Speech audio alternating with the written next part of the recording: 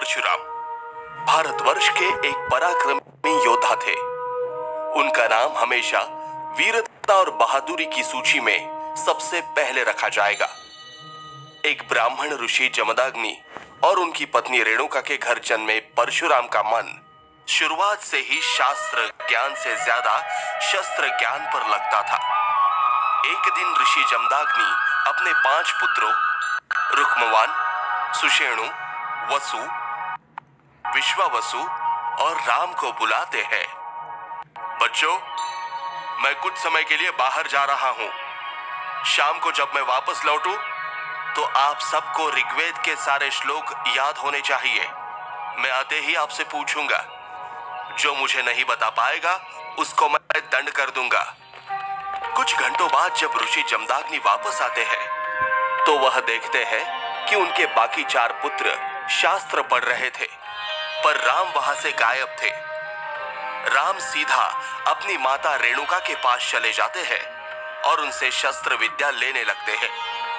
रेणुका, जो एक क्षत्रिय परिवार की राजकुमारी थी, वह शस्त्र विद्या में बहुत कुशल थी। राम उन्हीं से ही तलवारबाजी कर रहे थे। लगता है ब्राह्मण के बेटे को शास्त्रों से ज्यादा शस्त्रों में रुचि है।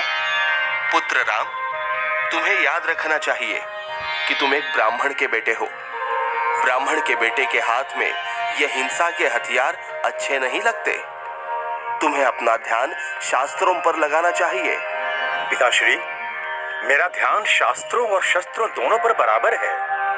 जो आपने कार्य दिया था वो मैंने कर लिया है। यह सुनने के बाद जमदाग्नि अपने पुत्र से कई सवाल पूछते हैं। ऋग्वेद के सारे मंत्रों से लेकर पंचतत्व के नाम तक परशुराम एक एक का उत्तर बड़ी आसानी से दे देते हैं। उस दिन के बाद से उन्हें पता चल जाता है कि उनका बेटा बाकियों से अलग है। अपने आने वाले कई सालों तक भगवान परशुराम हर तरीके के शस्त्र विद्या पर महारत हासिल कर लेते हैं। इसी के चलते हुए परशुराम अपनी किशोरावस्था में ही भगवान शिव की तपस्या में लग जाते हैं। कई दिनों तक उनकी तपस्या को देखकर भगवान शिव खुश हो जाते हैं और उनके सामने प्रकट होते हैं। अपनी आंखें खोलो वत्स। तुम्हारी इस तपस्या से मैं खुश होकर तुम्हें एक हथियार दे रहा हूं। यह हथियार तुम्हारी पहचान बन जाएगा। ठीक इसके बाद परशुराम के हाथों में एक कुल्हाड़ी आ जाती है। आज से यही तुम्हारी पहचान बनेगी। सब लोग तुम्हें अब से परशुराम के नाम से जानेंगे। धन्यवाद महादेव। उस दिन से वो राम से परशुराम बन जाते हैं। अपनी कुल्हाड़ी के वार को वो इतना मजबूत कर देते हैं कि दुश्मन उनके नाम से ही कांपने लगता है। एक दिन अचानक से उनकी माँ दौड़ते हुए उनके पास आती है। पुत्र राम, तुम्हें मेरी सहायता करनी पड़ेगी। क्या बात है माँ? आप घबराई हुई क्यों लग रही हैं? पुत्र, हमारे आश्रम के पास के कई सारे बच्चों को किसी ने गायब कर लिया है। मुझे डर है कि ये काम किसी राक्षस का है। पुत्र, मैं चाहती हूँ कि तू उन बच्चों को बचा ले। माँ, तुम बस आदेश दो। तुम्हारे आदेश से बढ़कर मेरे लिए इस दुनिया में और कुछ नहीं है। माँ के एक बार के कहने पर परशुराम उस खतरनाक राक्षस की गुफा में चले जाते हैं। वह देखते हैं कि उस राक्षस ने सभी बच्चों को रस्सी से बांध रखा है। वो हंसते हुए एक आग की मशाल लेकर बच्चों के पास जाता है।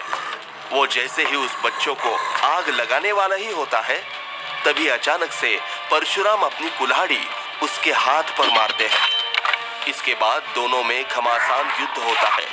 बच्चों को बचाने के लिए परशुराम के हाथ पर चोट लग जाती है, मगर फिर भी वो उसे हरा देते हैं। उसी में वो राक्षस गुस्से में कहता है, तू जो भी है, पर मैं तुझे छोड़ूंगा नहीं। इस बार तो तूने इन बच्चों को बचा लिया, पर अगली बार मैं तेरे लिए आऊंगा।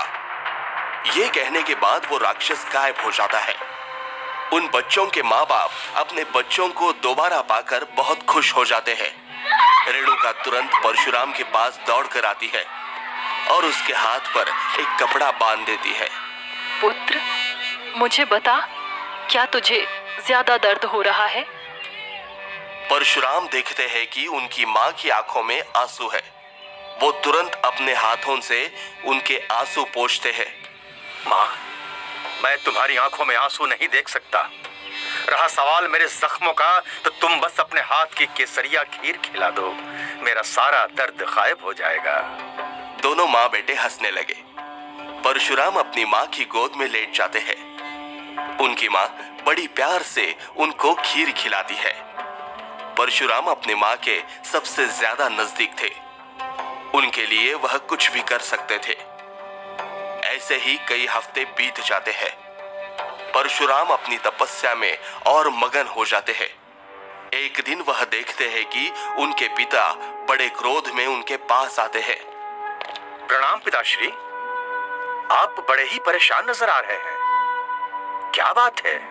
राम, तुम्हें मेरा एक काम करना है, पर उससे पहले तुम्हें वचन देना पड़ेगा कि तुम बिना सवाल किए मेरी आज्ञा का पालन करोगे। मैं वचन देता हूँ, बिना सवाल किए आपकी हर आज्ञा का पालन करूंगा। मैं चाहता हूँ कि तुम अपनी माँ रेणुका को जान से मार दो।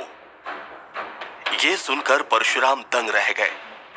उन्हें यकीन नहीं आ रहा था कि उनके पिता खुद उनकी माँ को मारने के लिए बोल रहे हैं। जिस औरत ने उन्हें जन्म दिया, जिस औरत को वह सबसे ज्यादा प्यार करते थे, भला वो उनको कैसे मार सकते थे? परशुराम अब धर्म संकट में फंस गए थे। उन्हें समझ नहीं आ रहा था कि वो आगे क्या करेंगे।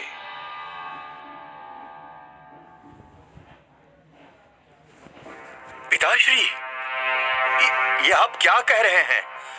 मैं भला अपनी माँ को? मुझे कुछ नहीं सुनना राम। मुझे बस यह जानना है कि तुम मेरा ये काम करोगे या नहीं। मगर क्यों? ऐसा क्या हो गया पिताश्री कि आप मुझे माँ का वध करने के लिए बोल रहे हैं? आप मुझसे ऐसा पाप क्यों करवा रहे हैं? तुमने वचन दिया था पुत्र कि तुम बिना सवाल किए मेरी आज्ञा का पालन करोगे। तुम्हें अपना वचन निभाना पड़ेगा। तुम्हें रेणुका का वध करना होगा, और जो तुम्हें रोकने का प्रयास करे उसका भी वध कर दो। पिताश्री, ये पाप आप मुझसे क्यों करवा रहे हैं? एक बेटा भला अपनी माँ की हत्या कैसे कर सकता है? क्षमा कीजिए पिताजी, ये बिल्कुल असंभव कार्य है। तुम एक ब्राह्मण के बेटे हो। तुम्हारा दायित्व बनता है कि तुम अपने सारे वचन निभाओ। तुम अपने वचन को तोड़ नहीं सकते। वादा करो, तुम मुझे अपना चेहरा तभी दिखाओगे जब तुम रेणुका का वध कर दोगे। अपने वचन में बंधे हुए परशुराम को आखिर में अपने पिता की आज्ञा का पालन करना ही पड़ता है। जैसे ही वो आश्रम में आते हैं तो वह देखते हैं कि उनके चारों भाई उनके सामने खड़े हैं। उनके भाई जानते थे कि परशुराम इस वक्त उनकी माँ रेणुका की हत्या करने के लिए आए हैं। उनको रोकने के लिए सब तैयार थे। सबके हाथों में हथियार थे। भाइयों को एक दूसरे के खिलाफ देखकर माँ रेणुका की आंखों में आंसू आ जाते हैं। वहीं रुक जाओ परशुराम। तुम्हारे हाथों में ये कुल्हाड़ी और तुम्हारी आंखों में क्रोध देखकर हम साफ साफ समझ सकते हैं कि तुम यहाँ पर क्यों आए हो।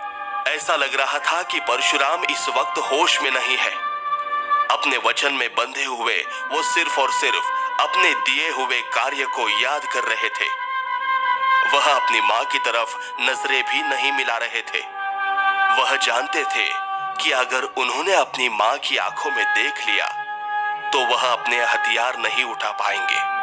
परशुराम किसी भी बात का कुछ जवाब नहीं देते। वो बस अपने हाथ में कुल्हाड़ी पकड़कर अपने कदम अपनी माँ की ओर बढ़ाने लगते हैं। तभी उनका एक भाई उनकी तरफ दौड़कर सामने आ जाता है। मेरे होते हुए तुम हमारी माँ के पास भी नहीं जा सकते। मैं तुम्हें आगे बढ़ने नहीं दूंगा। ये बोलने के साथ उसका भाई पीछे से जाकर परशुराम की गर्दन पकड़ लेता है। पर परशुराम के बल के सामने कोई भी नहीं टिक सकता। वह अपने हाथ की कोनी मारकर अपने भाइयों को नीचे गिरा देते हैं। उनका दूसरा भाई जैसे ही डंडा लेकर उन पर वार करता है, तभी वह अपनी कुल्हाड़ी से उनका डंडा तोड़ देते हैं। उनका भाई रुक्मवान अपने हाथ में तलवार लिए परशुराम की तरफ दौड़कर उन पर वार करने के लिए आता है। पर उनके वार करने से पहले ही परशुराम अपनी जगह से हिल जाते हैं और अपनी कुल्हाड़ी से सीधा उनकी कमर पर वार करते हैं। उनके भाई की मृत्यु हो जाती है। यह देखते ही मां रेणुका की चीख निकलती है।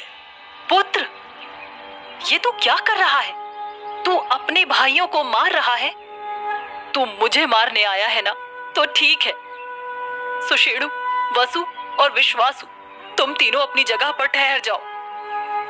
मैं नहीं चाहती कि भाई भाई आपस में लड़े। नहीं माँ, हम पीछे नहीं हटने वाले। भले ही ये हमारा भाई हो, लेकिन हमारी माँ को मारने जो भी आएगा उसको हम जीवित नहीं रहने देंगे।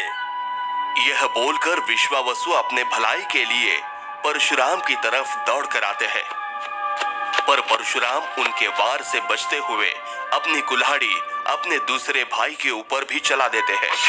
ऐसे ही करते करते परशुराम के हाथों अपने सारे भाइयों की हत्या हो जाती है। जिंदगी में पहली बार परशुराम के हाथ कांप रहे थे। अपने भाइयों के खून से सनी उनकी कुल्हाड़ी आज उनके लिए बहुत भारी हो गई थी। उनके कदम अपनी माता की ओर बड़ी मुश्किल से बढ़ रहे थे। उनकी आंखों में आंसू थे और उनकी नजर नीचे झुकी थी। आज उनकी जिंदगी का सबसे मुश्किल और बुरा दौर चल रहा था। ये सब मेरी गलती है। मैं अपने परिवार को बचा ना सकी।